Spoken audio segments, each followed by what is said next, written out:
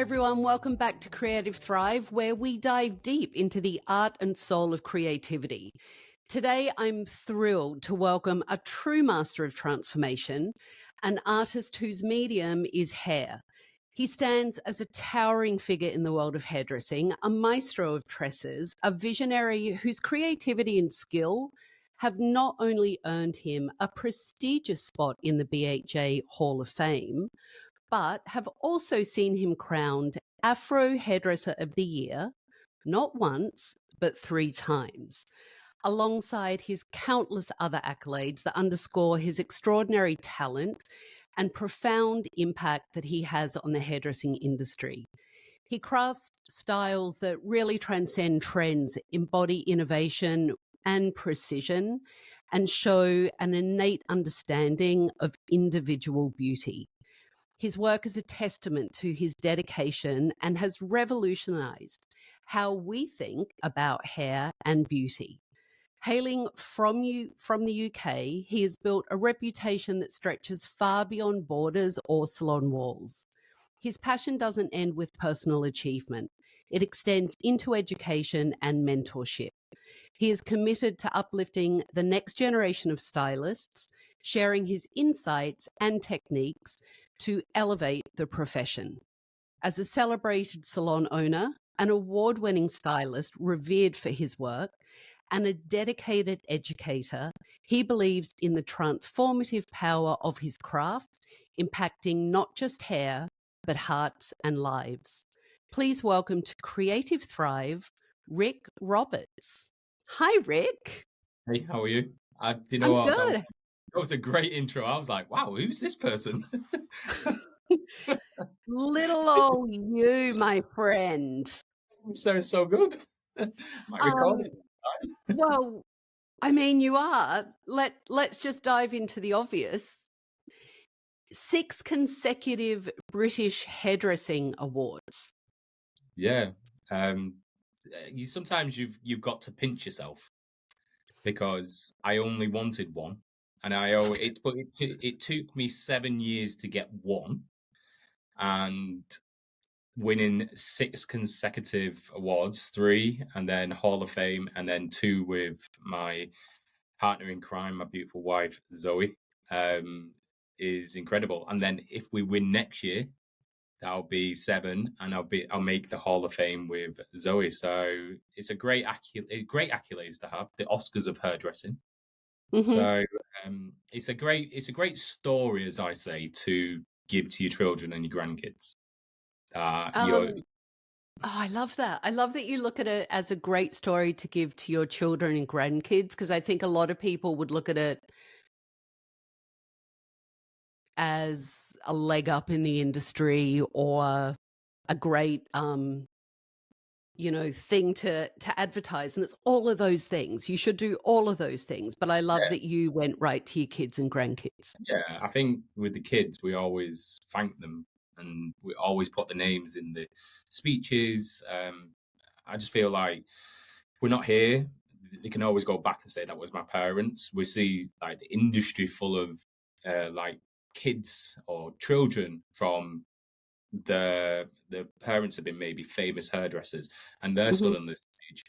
But I do believe that also it's a thing for them to show that this industry, our CV can never be too strong, and it can never stop. You can't be overqualified in this industry. You can only just carry on learning and pushing yourself and upgrading your skills. Yeah, it's true. I think it is always about evolution and growth. I think it's really interesting that you said, well, 2 things jump out at me. First is that you said you wanted one. Like that was the grail, right? You wanted to win once. Yeah. And you've won as many times as you have. And I think the other thing that sticks out for me is that you said it took you 7 years to win your first one. Yeah. Sorry, go on. No, go on. It was one of them things that you sit there for 7 years and you hear so many people's names called out. But I'm one of these that, you know what, go back to the drawing board.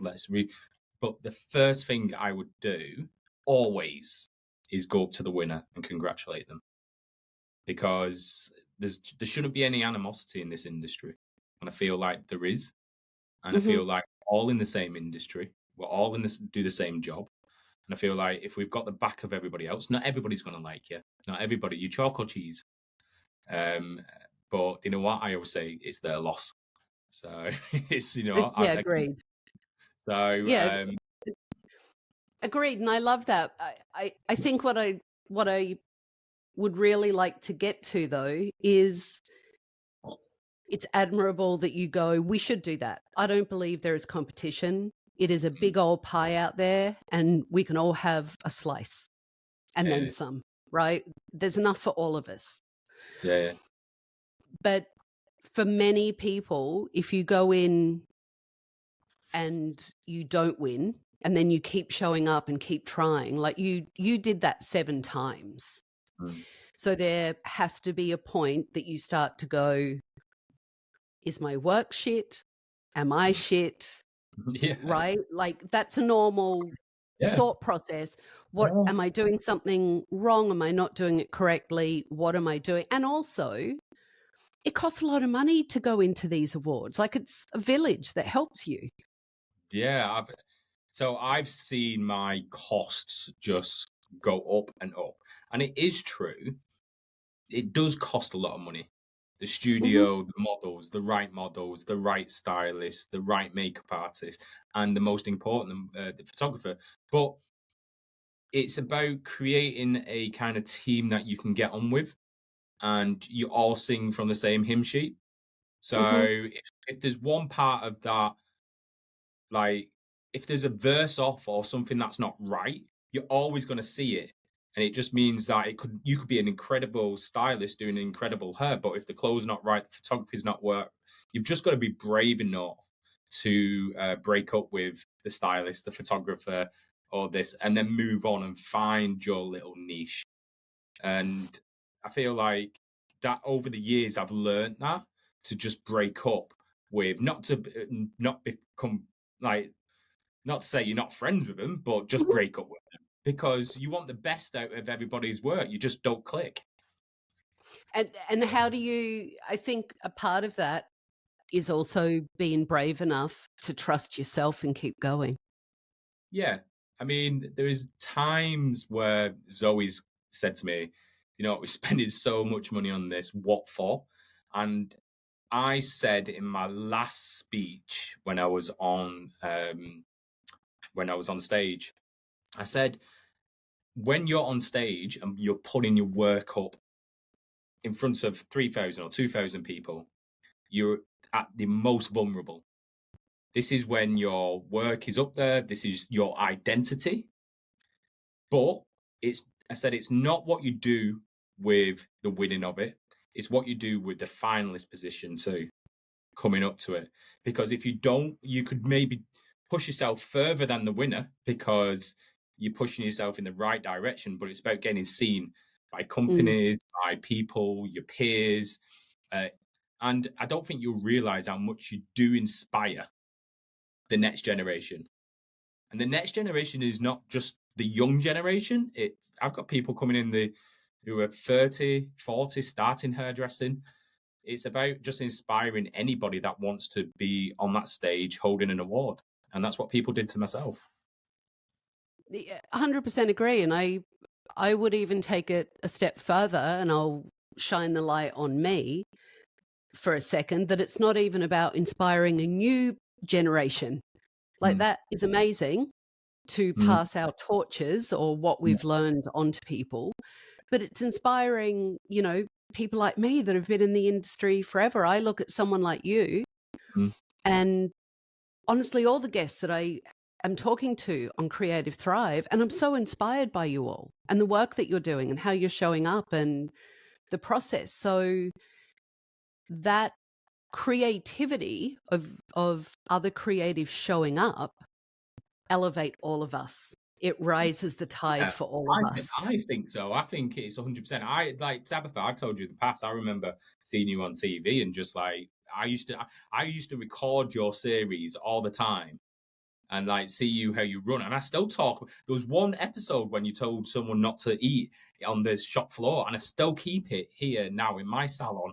And it's like I always remember that episode because I was like, that would be me. And you inspired me. So it's like I think it's 50-50. It's like I never thought that I'd ever meet you the lifetime that we obviously we gel, because this industry is so small but yet so big, and you can be in one area or one part. Like I think we was in Spain or wherever we met, Mhm. clicked, but at the end of the day we all do a similar kind of job, and we shouldn't be Mhm. above anybody's station because we're just people that should just get on, and not everybody does. But at the end of the day, yeah, it's true. I mean, you inspire me. I inspire you. I'm inspired by other people. And I think that's what it's great. It is true. It's not about, like you say, the next generation. It is about just inspiring anybody. And I mean, for me, that's the essence of creativity, Yeah, yeah, yeah. right? It's taking what lights you up, what Yeah, fuels your passion, yeah. translating it from, I mean, creativity starts here, right? It starts in your Mhm. head.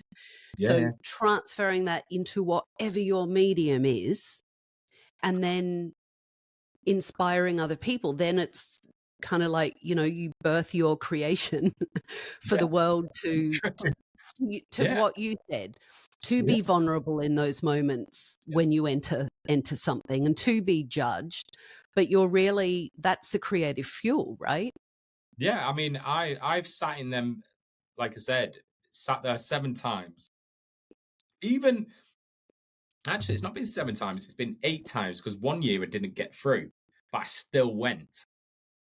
And it was so nice not to go. Like I'll encourage anybody who doesn't get through to any awards. So say for instance you're entering awards, to actually go to an awards that you do enter, because the pressure's not there and you Mm, actually enjoy it.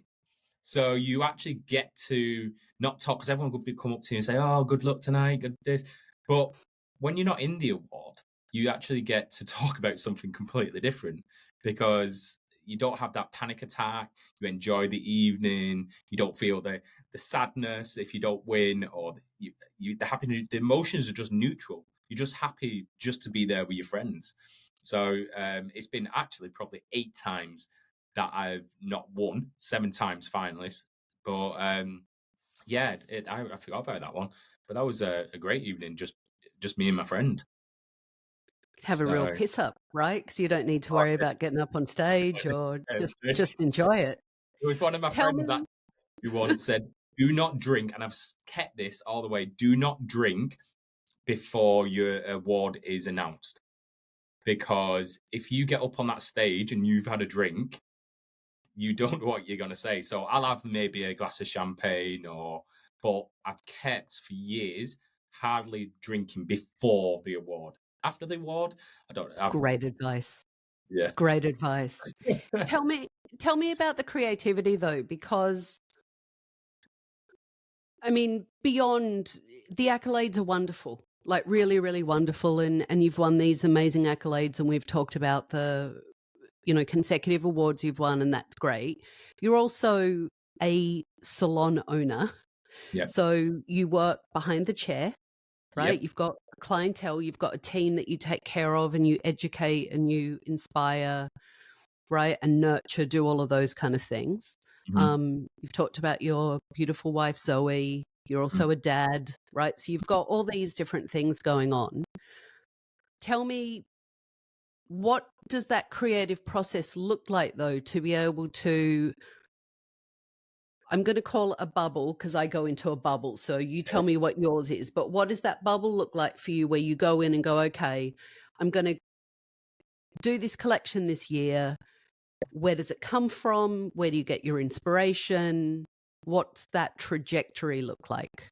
So it sounds stupid, but my thoughts could actually start before my collection that would shoot. So I could maybe pick up something, but then I may have a stronger feeling towards a different collection. So I might actually bank this and say, right, okay, so I'll put more effort into this one because I've created this story already. So I call them stories. I've created this story already. We're going to go with that story. But the thing that I probably thought of, I'll still have on my phone, like a screenshot, a backdrop, maybe something that has inspired me. It could be like a stone wall. Like one collection was a stone wall, and then it all evolved. So one that was beautiful, it was a stone wall that was in Rome, and I just wanted it to be very powdery, very beautiful. I felt like I wanted to take you on a little journey that the models were shooting against this wall in Rome. Obviously, I didn't take the models to Rome, but we kind of developed this kind of image that was soft and beautiful. And then things that I would pick up maybe sometimes on my trot, like is like my travels. My travels actually bring a lot of like imagery together. So it's like this year we're in the middle of figuring out new ideas. We'll chuck ideas. So I'll see something online, but I don't just go to her. I don't go just to magazines that people say or on the street. I actually go to garden magazines, travel magazines, because you always find that travel magazines always get the best images. Like you'll be in like Africa or this, and you'll see that backdrop and you'll see that beautiful model, and you kind of accumulate. It's like putting it all into your head, and then all of a sudden it's like you break it down and you think, what can I take from that? What can I take from that? And what can I take from that? But I never, when I'm planning something, I plan the beginning. I've always said this across my career, began like a book. I plan the beginning, the middle, and the end. The other parts is all my creativity, because that's what you become like an individual, a creative. You know what I mean? I work with all hair types, from textured hair to Caucasian hair to Asian hair to, it doesn't matter. Hair's a material. You don't get a designer that just works with silk. He probably works with leather and he works with silk and cotton, but he prefers one, or he likes to mix them up. So if you look at a lot of my collections, they've been mixed up with like last year it was textured hair, Asian hair, and Caucasian hair. It's what I feel on the day. It's how I would perceive my models to kind of look. And it's about how do I want my story when it's on that board or in a magazine to kind of look like. Like a lot of people say, I know it's your work, Rick, because you create a story. I don't want it to be just one image there, one image there. It has to say a story in there. But my creative process is just picking up things from, like I said, bits and bats and chucking it in one, in, like you say, in a bubble, and taking things out of the bubble. I mean, I think what is interesting and what is unfolding and having conversations with creatives is it's always a story. Yeah. Creatives, right? And I'm making such a generalization here, but creatives appear, and I believe, I know as a creative myself, it's always telling a story. That's what you're trying to show 100%. Show to someone, and you do have this really beautiful cohesiveness to your collections, right? Or to your stories. There is, you can see the threads all the way through, and it does tell a story. Yeah, I think it's like anybody, like you say, a creative. Look at Dior, look at Chanel. I reckon they would start off with they could start off of how they want their catwalk to look. So I think is it Gucci, Chanel, and Dior put the biggest efforts into creating an atmosphere around their clothes. So why can we not create an atmosphere around our shows, around our photography? We want someone to look at something and go, I feel that emotion. I want to look into that model's eyes. And I always feel like now I shoot like I want every model to grace the front cover of a magazine. So if I'm shooting hard, like a hard collection, I'd think, right, okay, I want this model to be over across Harper's Bazaar, maybe Wonderland, all these really kind of strong, dazzled magazine. But then if it's really soft, we want it like something that would be across the, like Vogue. This is how my head works. How it perceive and bring you into this little emotion. I'd love to shoot Afro hairdressing awards again, but I'd love to shoot for the awards. But this collection, I want to shoot for me because it's an idea. I won't do it this year because it's going to cost. But but I want to shoot this collection for myself because it's an idea that I've had in my head for a long time, and I want the images to be hung around my house because I just feel like it's going to create an emotion. Maybe not in the world of her. It could create an emotion. People with race or someone who wants something beautiful or strong or whatever. So that will probably come out maybe in the next couple of years. Get some money. I can't wait to see it. I love, I love that you talk about the emotion though, because creativity is emotional. I believe. Yeah. I believe creativity is emotional. I believe that's why we have all these stereotypes of creatives, right? In all industries, that they can be a little crazy and flighty and electric and amplified and over the top and right? There's so many different tropes we have about creatives. And I believe that creativity is the outward manifestation of our passion. It's our passion button, right? And then we kind of put the work out that show whatever the passion is, whatever that work is. And it's emotional. It's an emotional process. And you seem really comfortable to talk about the emotion of it and to evoke that emotion, not only what you want to feel, but what you want other people to feel. Yeah, I feel like I wear my heart on my sleeve, and every kind of award that I put, I've always held my tears back because everything refers back to maybe one part of my life that if I'm talking about one emotion, it will always bring another emotion up. And then it's like a knock-on effect. It's like a domino effect. And then you start feeling, and I think, where did that catalyst start? It started with an image, but actually now I'm not thinking about an image. I'm thinking about something else. But that's an emotion. And it is passion. Our motto for our salon, and it has been for years, well, since we started, is passion and creativity. So we work with a passion, not just for the industry, but a passion for anything that we do. And we have to have that creative side. And it is true, like creativity will bring on passion, bring on emotion. And it's how you have learned over the years to kind of control myself, control how I am. So I have two sides to myself. So I have if I can get these words right, because I'm not really good with the sayings, I get an what is it when you're not insular, introvert. And I'm an introvert and an extrovert. So when I'm on stage and I'm in front of everybody, I'm an extrovert. But then I'm really an introvert, where I'll go for a drink on my own. I'll go for a coffee on my own. I love going to the cinema on my own. I'll sit and just relax at home maybe and listen to Zen or spa music. Sometimes when I'm at spa music, I go off into a little zone.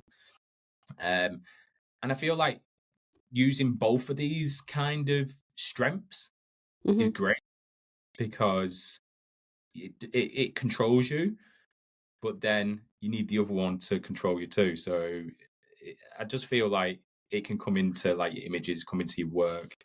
I think, a lot of, I'm an introverted extrovert. Yeah. I would even take it a step further. For me, I could call myself a hermit quite easily. Yeah, like I'm I could be a hermit. I'm a bit of a hermit. I don't mind like closing the door and closing the world out if I'm honest. Yeah. And then just popping my head out when I want to. So I understand that. I feel like, how do you balance that though? Because I think for a lot of, and the same is true for extroverts really, but for a lot of introverts, it can be really quite exhausting to come out of the cave, right? The metaphorical cave, and create something and put your emotions out. And then that's why you need that Zen time and spa music and go off and have a coffee by yourself to like recharge. I think that, like, I love to, don't get me wrong, I love to party. I love to let myself go. If I'm in that work atmosphere, as I can't say corporate atmosphere, so when I go away to Dallas, it's corporate. So Mm-hmm. this is me. I'm a little bit louder. I'm maybe that kind of person. But then as soon as I go upstairs into my room, I'm like, phew, you know what I mean? I let it out, and then it's back again. And but you know what I mean. You're tired because that corporate life has overtaken you. Yeah. But you need the introvert. So I think the control. It's sometimes hard to come out. And sometimes I'll always think, and I've always done this, I still do this. I was talking about it the other day. I always think, how have I left that room? So in my head, I'll even now, someone will. Someone I'll think in my head, have I left that room? Are they talking about me? Have I been good? It's like that beer fear. Do you get what I mean? But you're not drinking. It's just like, I've only gone to the toilet, but I'm thinking, are they still talking about me? They're Oh, probably that's not. funny. But I think it's because I care, and I can be always taken a little bit. I ain't bothered if you like me or not. It doesn't bother me. I've got up to this age in my life where, like I say, it's your loss. I'll try my hardest, but I think trying to control in this like industry, you get a lot of jealousy, and I find that it shouldn't be, because we should always have to congratulate everybody. But I've always had this thing to, you cross me, and I'll try. But you know what? I ain't bothered. Do you know what I mean? If you don't bring anything that's be excited to my life, if you don't benefit my life, or you don't kind of enhance my life, what's the point of having you there? I'd be nice, but I don't Yeah, be really. cordial and off you Yeah, go. yeah. No, I'd be very But corporate. do you think that like introvert extrovert part of you, the two sides, and we all have so many different sides of us, Hmm. do you think that they play into how you create and what you do? Like, do they Yeah, allow you to, are they malleable so they allow you to create and look at things in a different way? Because here's yeah, something I find quite interesting with your collections. You do hard really well and you do soft really well. yeah. Someone said And that to that's me. quite interesting for me. Like when I look at your work, because and what I mean by that is some people are known for a lot of strength and hard lines, and there can still be softness in there, but they have these really strong looks. And you have that, and you also have these really soft, feminine, ethereal looks and shapes as well. And Yeah, you well, play with that duality quite yeah, well, that's beautifully. what we like. We love to do, because our last, not last collection, last year, the year before, was called Ethereal or Everal, and I think that comes to, like, it probably lends itself to being an introvert and extrovert, maybe a little bit ADHD. I don't know what I want to be great in. Do you know what I mean? Why? Mhm. Someone once said to me, just be great at this, just be great at that. And I don't want to be pinned at this one person. I want to be pinned as a hairdresser, a person that cuts hair, colors hair, dresses her, session her. And I'll tell you what, I can do it all, but I can still improve myself. But when I've got a kind of an array of models that I choose, I never go through agencies. The odd time in May, but I never Mm. go through an agency. I'll always talk to them on Instagram. I've basically been looking at their Instagram for a long time, seeing how they work. And I think, how would that lend itself with that model and that model and that model? But yeah, I try to get the most beautiful image out of everything. There was one image too last year. I think it was the Chinese or Asian looking lady, and she was just a beautiful model, and she was A class, high Vogue model. And I got her for a great price because I was just normal, and I chatted normal online and just said, "Look, if you're in London, do you want to I shoot?" love that. Well, and And I think when you surround yourself, as you said, when you surround yourself with the right team, including the models, because let's face it, the models are super important. mm, That also they wear your excitement, they wear your passion, and they wear your creativity, yeah, right? 100%, 100%. I mean, don't get me wrong, a lot of things went wrong on my shoot last year, but like I remember the photographer, I was like, I don't like it. Do this, do this. My photographer shut me down, and he said, "No, it's a beautiful collection." But I think it's because I'm always thinking in my head I could do better, and that Yeah. will never stop. So someone will say, "When do you start your next collections?" Well, I started before they even got to it. So as soon as I've got it edited, I'll start thinking of my next collection. So once they've all gone in, that'll be it. I'll be like, right, where's the next one coming? So What for? It's just constant. it's And it's it's constant. tiring. You know what it's like. It's tiring for anybody that's a creative. It's so tiring because it's always Yeah. there. Yeah. So What yeah, what was what was young Rick like? Was young Rick creative, or how did young Rick show his creativity? yeah. So I was talking to Zoe the other day about this. So I've started wearing these big baggy jeans again, big '90s jeans. Today like a chameleon. I can change every day. Like today, I've got skinny jeans on. I've got this on, but tomorrow I may look like a farmer. One day I might look like I'm in the '90s band. But it's like I said that I've always been this creative side. My dad's always had a go like, "What are you wearing?" You know, I mean, he still does it now. I'm 42 this year, and my dad's still saying to me, "What are you wearing?" But I think it's slowly. I think it's taken me a long. I know I will get to your question, but I think it's taken a long time for my dad to understand me now because he got on best dressed at the British Hairdresser Awards this year, and he came out. He came out in. My mum's always loved it.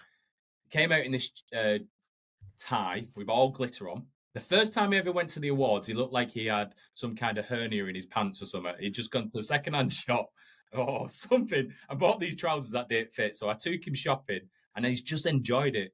This time, he looked like a billionaire playboy with his glasses on, um, like sunglasses. He had this tie with glitter all over.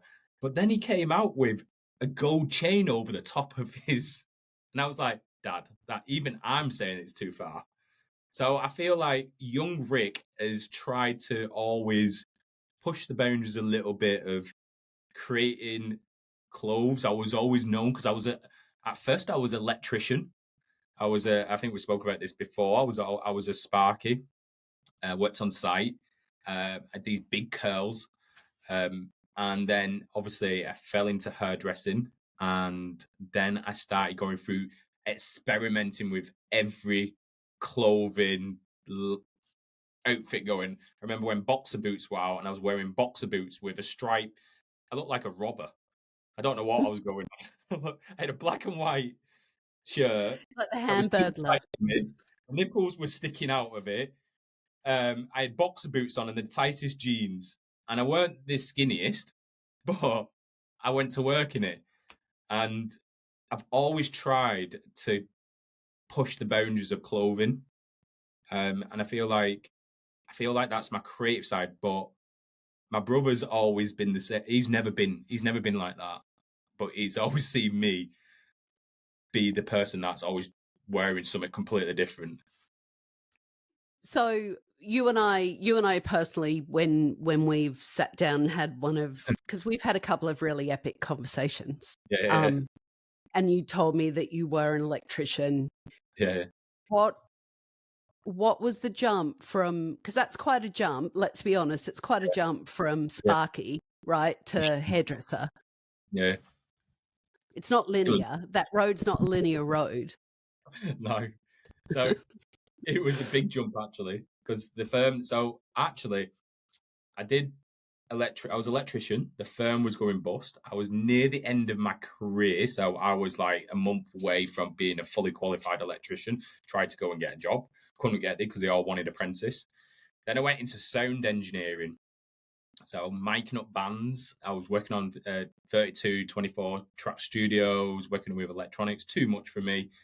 And then at the time, it was an ex-friend. She was a hairdresser, and I went.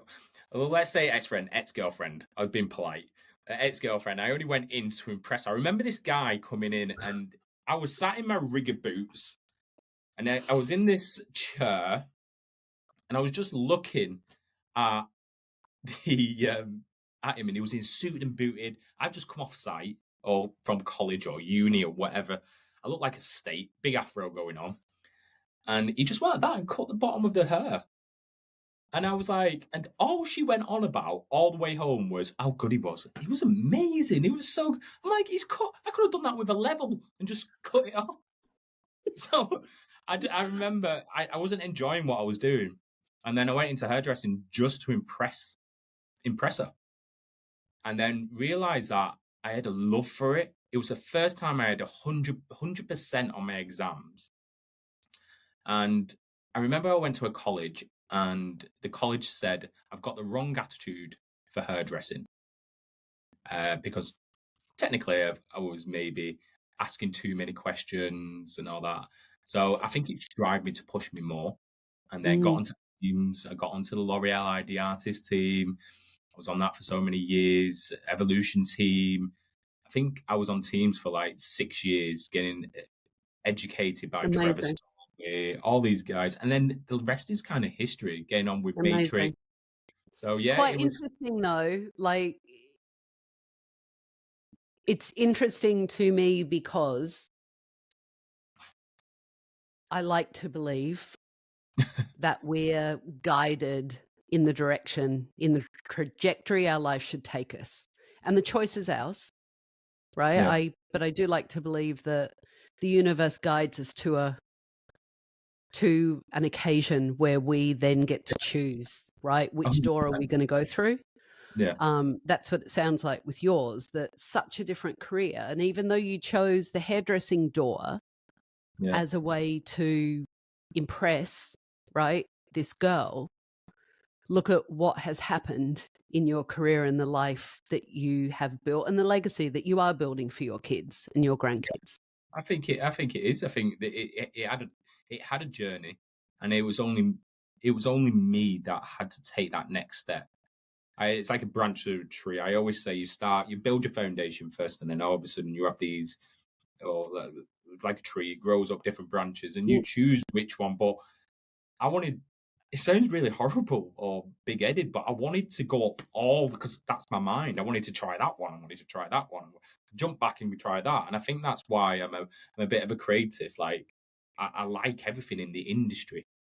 I get excited. It doesn't, I'm going to reframe that for you, right? Yeah, Because anyone that's listening, but also for you, that isn't big-headed. I think that is part of what we're put on the planet to do, is to try a whole bunch of different things. Yeah. And it's part of being a creative. I think just sitting in a linear lane and doing this one thing forever, right? Be like cutting a bob forever. Yeah. It's great if you love bobs, but at one point, are you not going to be sick of cutting that bob? Right. See, it's so true. My clientele is so vast. And I that's thank creativity. myself. Yeah, I just thank myself. Just let me pause this 1 minute. What I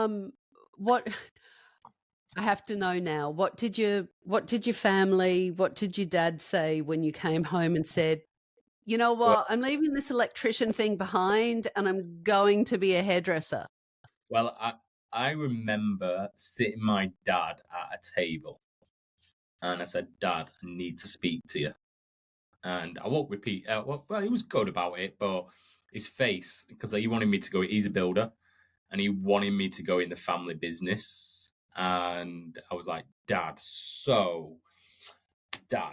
and I just kept going like this. And we live on an old farmhouse, so imagine a big farm table. And I went, I want to be a. So don't take this wrong, Dad. I just kept to say this. I went, a hairdresser. And my dad just said to me, he went, I always remember, he went, I'm so happy for you. And I'll support you, because he wanted to be a hairdresser. He wanted to be a barber. Yeah, he wanted to be a barber. He always remember, he always wanted to be a. That's what explains him cutting my hair all the time with the videos, like the Vita.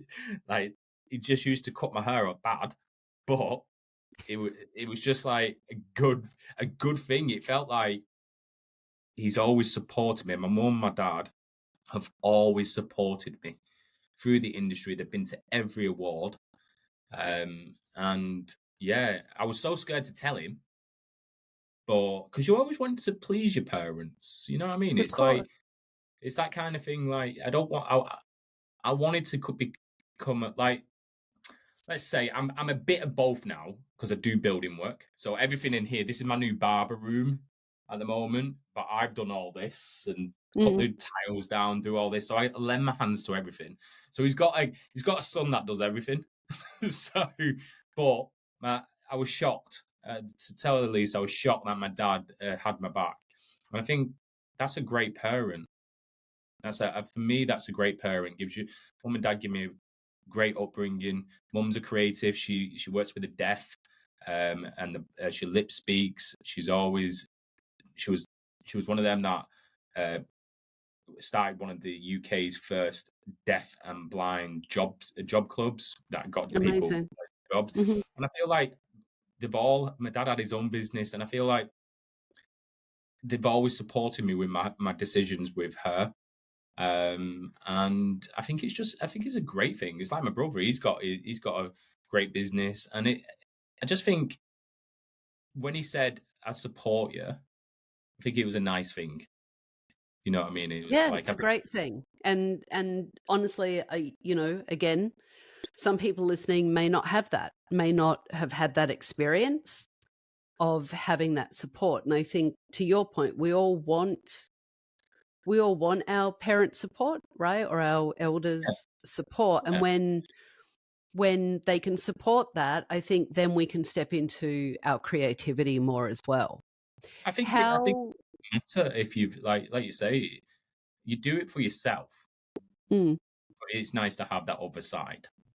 So totally. Anybody that's not got the support, still do it for yourself. But it's hard graft, not just, even if you've got the support or you haven't got the support, it's hard graft. It's a hard road to take. But as long as the road is, you're going to find different hurdles. You're going to find them ups and downs. But if you can get over them, it just makes you a stronger person. Do you think being a parent contributes to your creativity in any way? Yes, I do. In a way, I've always been creative, but two of our images are always chosen by the kids. Really? So, yeah, so we put them in front of them, and they will say which one is submitted, and they will say that one and that one, and it's usually the ones that I've chosen. So it's like they've got their own little creative eye. Like, both of them obviously being autistic, it seems like both of them are very creative, and I'll get them to explain why they like it. Sometimes I may go on too much, so tell me why. Do you not think that? But it's. I'm like, are you sure? Because this is going to take a lot to put in. I've got to get it edited. But they've always chosen two of my images, because I feel like it's a family thing. It's not just for us. It's a family business, and I feel like no matter what, if they do well in the industry or they do something else, they've been a part of the collection or part of something that has helped them to kind of do something else in their career. You know what I mean? It's been a winning collection, but they put their own little mark on it. I think that is such an incredibly beautiful thing, because whether they go into the industry or not, right? Yeah. Whatever their choice is, because they're still too young to be close to, right, that making that choice. But whatever that choice is that they choose to do when they get older, I think as a parent, you know, as much as you want to be there all the time, you wear a lot of hats. You do run a business and you're shooting a collection and you travel and you educate and right. So there's only so many hours in the day and you're trying to fit that in. And I think it's such a beautiful way to include your kids and such a great mindset to have that they're part of this business because they're part of you. So, 100%. If dad's on the road, right, they're missing, I know Zoe's there and they've got their mum and other support, but they're missing their dad too. Or if dad's tired because he's shooting, right, they might go to bed before they get to see him, but they're still part of what is being created. I will try now to leave the latest time on like maybe a Sunday. When I was doing it at the beginning, I used to get off as early as go and do, but that was the young Rick. Now I'll leave. I'll probably get to my hotel really late. I'll go and do 1 or 2 days work away, or maybe one day, and get straight on the train. And I'm back in the salon, and I've taken a day off. So I'll take a Saturday off, maybe once a month or maybe twice a month, so I can spend time with them. And I feel like it's important to have that creative side, that business side, but still have that family side. So everyone says, oh, you're there and there, but I'm still, the time that I'm working, the kids are at school, so they're only missing me. We've just got a dog too, like a little Frenchie. So now, she's literally, she's taking up their time. So I mean, it's so nice to have a little dog running and greet me, and I never knew that you could have that so much love for one little furry thing. That's hilarious. Do you think? I mean, I do. I love that you let your kids pick images for your collection. Do you think? Do you think having kids though allows? I ask this to every guest I speak to that has children. Do you think children and being around children contribute to that curiosity and that creative spirit? Because kids are so free. Yeah, I feel like it does and it doesn't. I feel like your mind's so set on looking after them. But I do find that, especially with my kids, I feel like they have some like they'll give me little ideas. Why don't you do this or do that? And then I start thinking, okay, yeah, I might do that. Tone it down a little bit. Like my youngest actually does stop motion on YouTube. So he's really creative. He'll sit there doing 600 frames per minute. And I feel like sometimes when I watch him, I'm so proud, but I feel like his work ethic just to put in all these YouTube videos at the age of 10 and sit there and be so passionate about him. Hopefully he's seen me be passionate about my job. That is kind of rubbed a little bit off him. So they do lend themselves to my creative side. But I know it sounds, I don't always want them to. I feel like I just want to enjoy them as the kids, and then later on, like I say, I get them to choose two of the images. But do they help you stay a kid? Is my point. Like not for them to get into the industry. Yeah. Having children, does that help you stay or connect a little bit with your childlikeness that adds to the creativity? Yeah, I mean, I'm a big kid. I think what it does, it keeps me young. It keeps me fresh. It keeps me excited. I feel like I've got a drive to make the kids look at something and think that's excited. I feel like I've got to shoot for them to choose an image. And then if I don't shoot, I've got to explain to them why I've not shot. So yeah, 100%. It keeps me going. It keeps me striving to be the hairdresser I am, being young, it's like I feel like I'm trying to get into a bit more running at the moment so I can keep up with them. But that's great Mm. because I'm more healthy on the shop floor. So I think they've got, and it's more healthy for them. So I think it's a great thing to have kids personally. And if you don't, get a dog. Okay. I've got a dog. Kids, that train has totally left the station, and definitely not my jam. But yeah, the But, puppy, totally, totally. yeah, Tell yeah. me, as we kind of get to a few more questions that I have, and we wrap up. What does it mean beyond the accolade, right? Like you said yourself, your salon and Hmm. you is known Hmm. for its diversity. That you Hmm. do all hair types, you view Yeah. hair as a fabric, Yeah. across the board. You are proficient and always learning with different hair types. And our industry serves a very diverse clientele. Yeah. And how does it feel though to win Afro Hairdresser 3 times in a row? Do you know what? And what would you tell anyone that is listening about expanding their boundaries? So, firstly, to win Afro Hairdresser of the Year 3 times, it was mind blowing because I felt like it was one of them things where I didn't think, like the first time, I didn't think I was gonna. I shot with my photographer the first time, Richard Miles, and we create this beautiful collection. And then all of a sudden, I thought, oh yeah, I won it. And then the second time, it was a mixed collection through lockdown between Desmond Murray and Richard Miles, Mhm. and then I won it again. And then I got up to the third time, and I created this collection. It was just color, pop, and all this. And I'm thinking, I've got a chance of winning it 3 times and being the first person in the history of 38 years of the British Hairdressing Awards in the Afro section to win it ever.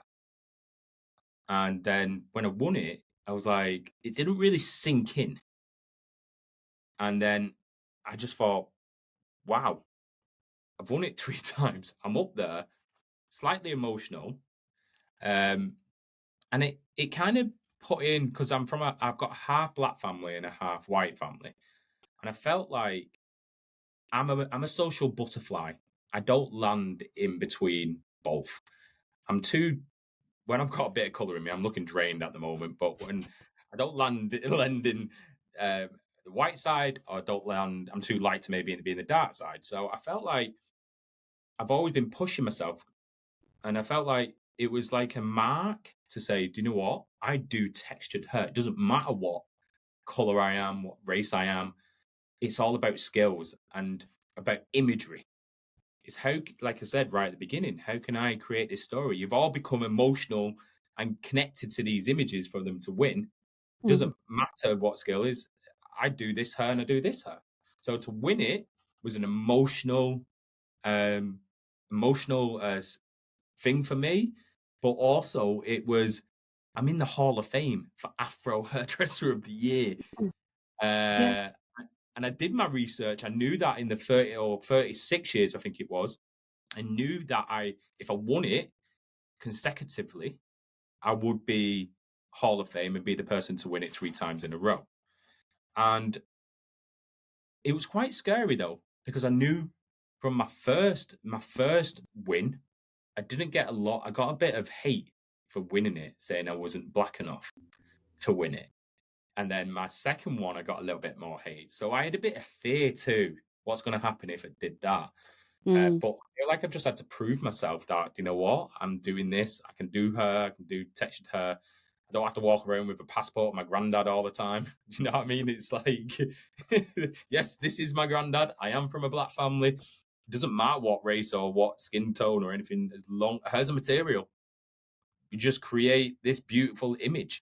And yeah, I know it's a long-winded answer, but it was very emotional. It was an emotional.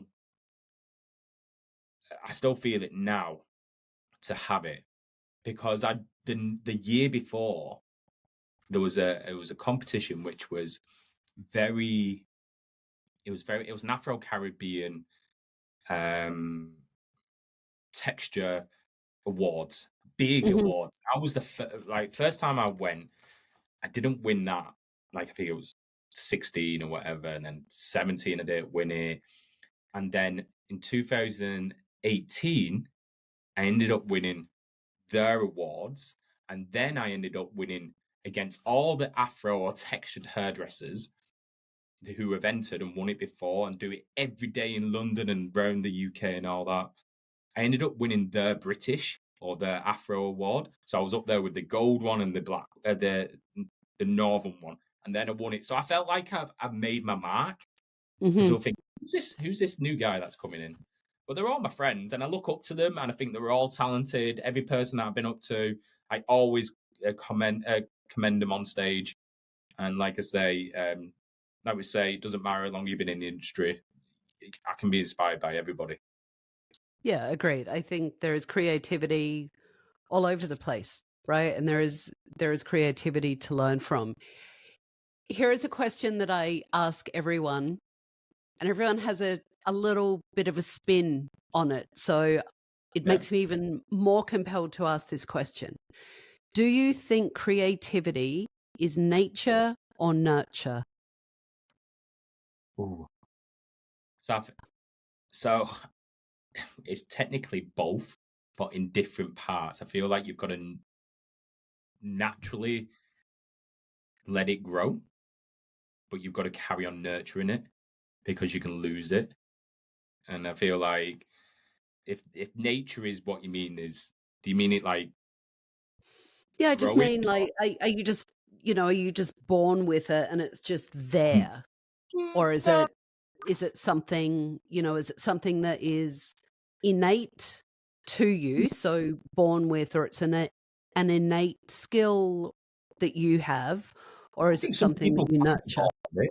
I think some people Mm. can be born with it and just naturally talented or naturally. I've got friends that are naturally talented, and they blow me away. Like I look at some of the stuff, but they're just focused on this one or this focused on this. But I'm like, wow, you know what I mean? It's like I can do it. It's like the barber who I've got in here, Brian.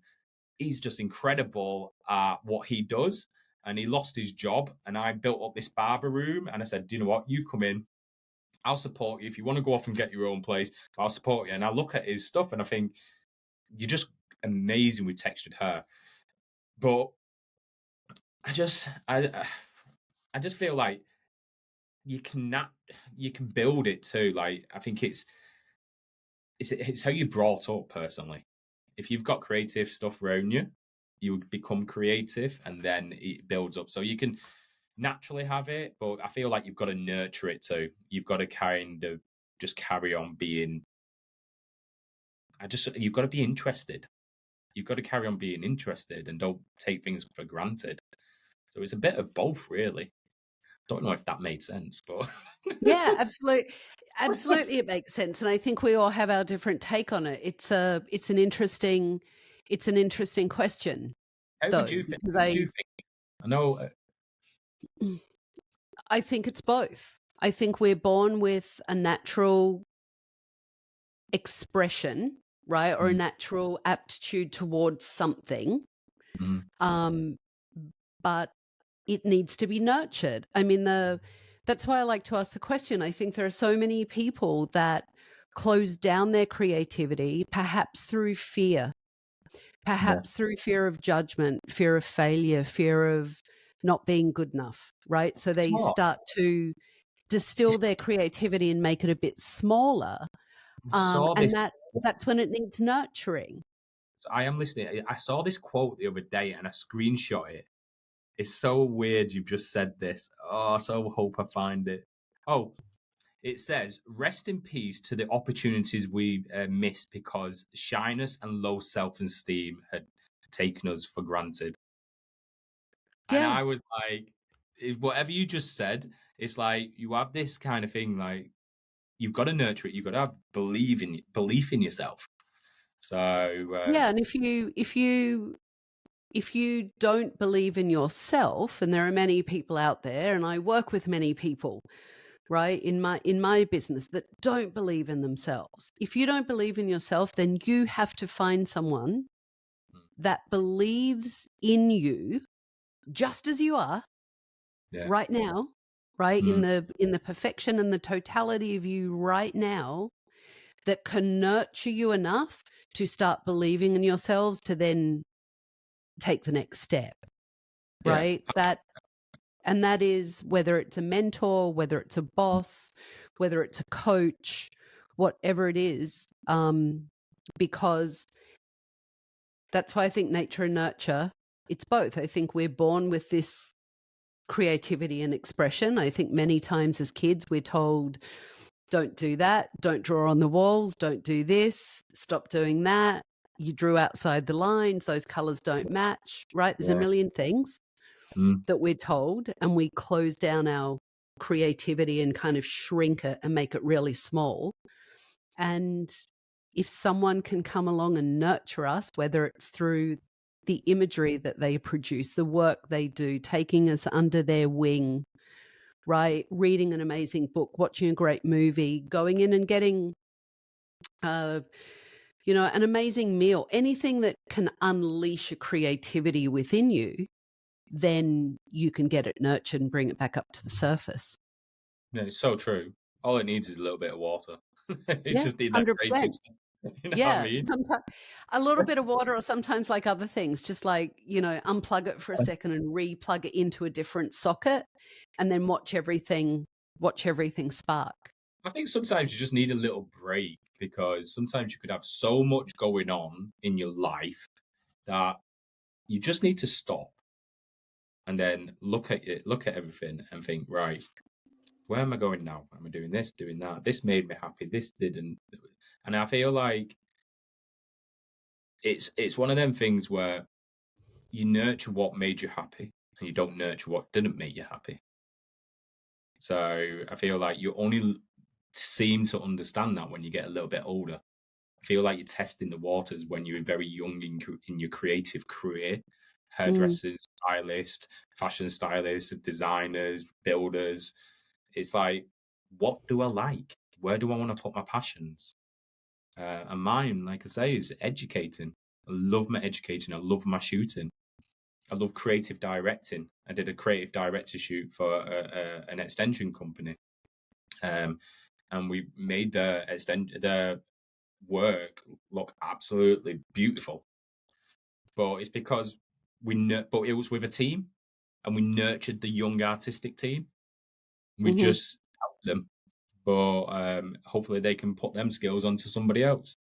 So yeah, I mean, I think that's why creativity is so fascinating, right? Because it can be both. It can be nature, that it just, you see,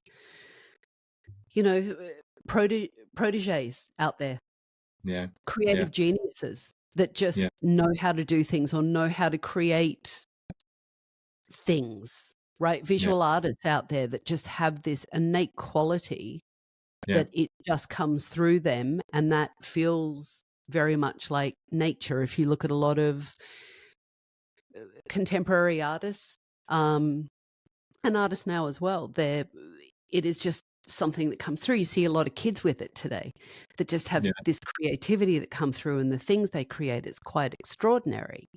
So if that's nurtured, it will explode. And for people that maybe have lost their creative spark, if they can find a way to nurture it and to look for it, then it doesn't go away. It just gets, as you just said, Rick, it gets a little buried under the busyness, the busyness of life. And I think for a lot of creatives, we're taught perhaps or told maybe that we're, again, too much or too singular in vision, or too obsessed, or too, right? It's always too.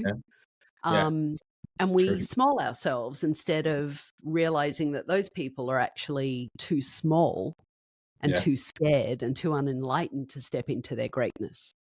Yeah. It's 100%. Everything you just said is 110%. I mean, it's so true.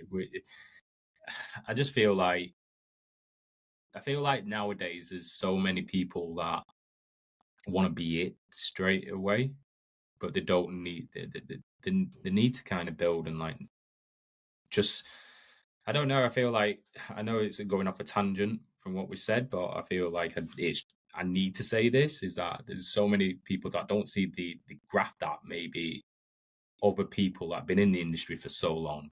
People are Instagram famous, social media famous so quick, but then if Instagram or social media went down tomorrow, have you nurtured yourself so much that you can get people to remember you because of your skills, or you're just great at putting a picture up online, or take a bit. I always say like a bad cut always hides behind curls. So it's just one of these that I just feel like whatever you just said is just there's a lot of people that will knock you because it's just one of them things where you I'm stopping myself from saying stuff. No, So no, that's okay. So, I think for me, I'll take it a step further and then I've got a wrap up for you. But for me, I believe creativity is a lens through which we see the world. Yeah. It isn't an end result. So creativity for me isn't an image or a haircut or a color technique or a dress or a painting. That is the manifestation of what my passion is, right? Which is what we said earlier. That's how I outwardly show the world what I'm passionate about is what I create. Yeah. But I think creativity is something that we approach the world on. Creativity to me is looking at, you know what, I didn't win this time, but next time I'm going to look at it differently. I'm not going to look at it as a loss. I'm going to look at it as a learning to get all this extra information to get to the next time when hopefully I will win, or I'll just like raise the bar on myself, right? Creativity is the lens we look through. And I think, that is something that you do, whether you realize that you do it or not.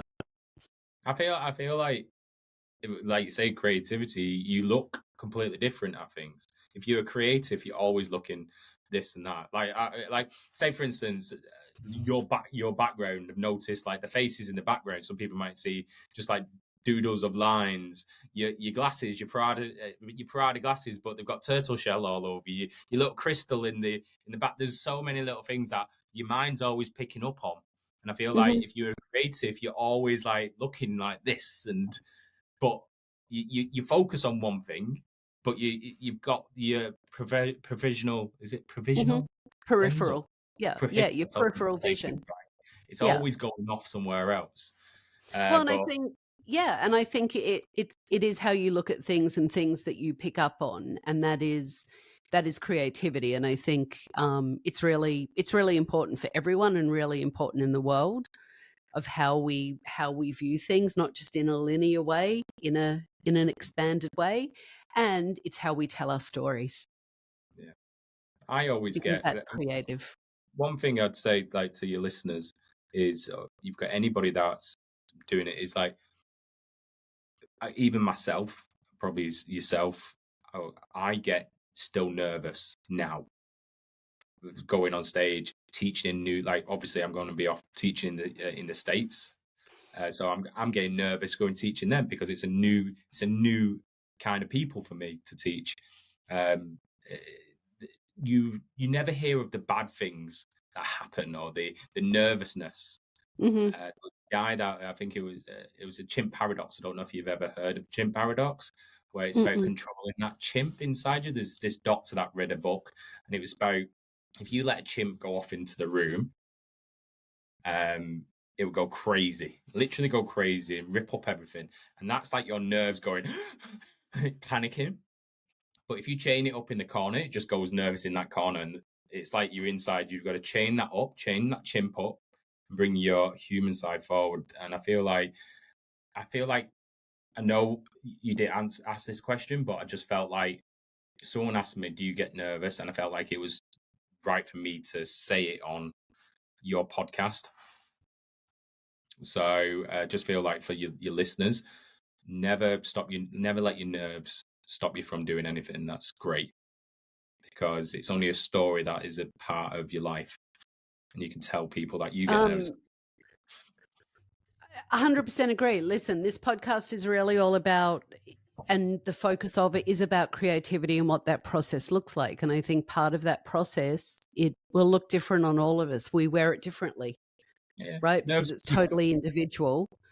And I think part of the creative process is how we can view the challenges in our lives and overcome them, like the fear and the anxiety and the things that, especially a lot of creatives, again, I'm generalizing, feel because they are more sensitive. Yeah. Right? They are putting something out there that has the potential to be judged. So, yeah, it's a great message, is to not let carry on. You carry on creating stuff that, try things, get a doll's head or get something, just create, because that one thing will probably be amazing. There might be 10 that is wrong, but you might find the one that actually be perfect. Yeah, and also look at it. You know, one of my most favorite ways to be creative is just to reframe something, tip the glass upside down, right? We all have heard that the glass is half full or half empty. Well, you know, get a smaller glass and then it's full all the time, right? Carry a shot glass around. And just look at it totally differently, and then it changes your whole mindset, your whole perception, the way you show up for yourself and the way you show up for other people. 100%, 110%. I mean, like I say, we opened our doors in 2007, been open 17 years, this salon. We've gone through a lot of different things, but we've always kept that passion and creativity, because that's what it's thrived. It's taken time to build up that and learn what the passion is and what the creative side is. You learn from mistakes, and then you build from mistakes. But never let anybody pull you down. Don't let anybody say you can't do something. Remember, you can break up with teammates that don't lend things to your shoot. Maybe introduce somebody new to them, or you know what? Don't be scared to just do something different and have that, like I say, passion for the industry or whatever industry you're in, and have the creative side. And when you put them both together, you have passion and creativity, and that's what strives you to be this creative and forward-thinking person. So just go and do it. And then you can thrive. When you can really put those things together and meld them together in the right way, then you can thrive in all ways and always, which again is my hope for the world and for everyone listening. Thank you, Rick Roberts. It was a joy. It's been too long since we've spoken, so it was. I so appreciate your time. Please, anytime, Thank you. Thank you. You know, we've always got your back, Tabatha. So it's an absolute pleasure to come here. That's why I came to the salon, because I didn't want anything to disturb my conversation with you. I didn't want the kids running around. As much as I love them, it's bedtime for them, because it is. What time is it over here? It's 10 o'clock over here. So I'm like, you know what? I want the kids to sleep.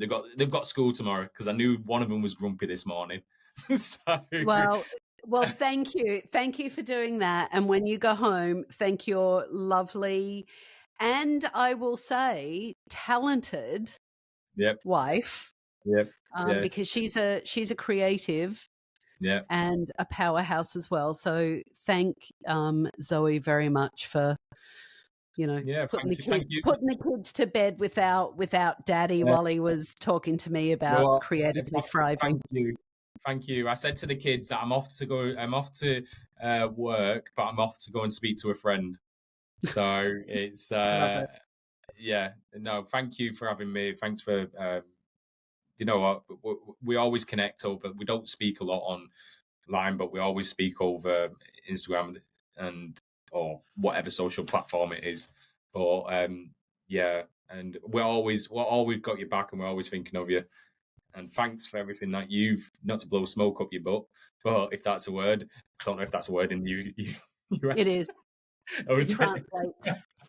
I'm trying to get it, but you know what? Like I said right at the beginning, before we was off not recording, is that you give me a stepping stone through all your TV programs, all these kind of things that you did on social media, but your TV, and it was just wicked because you empowered me to become the hairdresser I am too.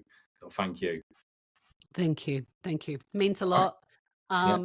I will see you soon. I cannot wait to see what you create next. Yeah. See what happens.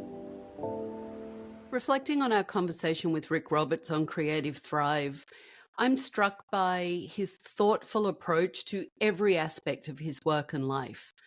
Rick shared with us that in the world of accolades and awards, it's essential to honour others' moments as much as our own, showing respect for the accolades of the community and for the craft itself. When it comes to emotion, Rick encourages us to welcome it, let it guide us, and let it be part of our creative exploration. And Rick passionately advises staying true to ourselves means committing to our path, undeterred by external noise or distraction, and allowing ourselves to speak creatively and boldly. And at the heart of what I'm taking away from our time with Rick Roberts is the essence of passion and creativity. It's more than just a mantra for his salon. It's a lived experience. Rick's openness and generosity with his creativity and with himself isn't just inspiring, it's transformative.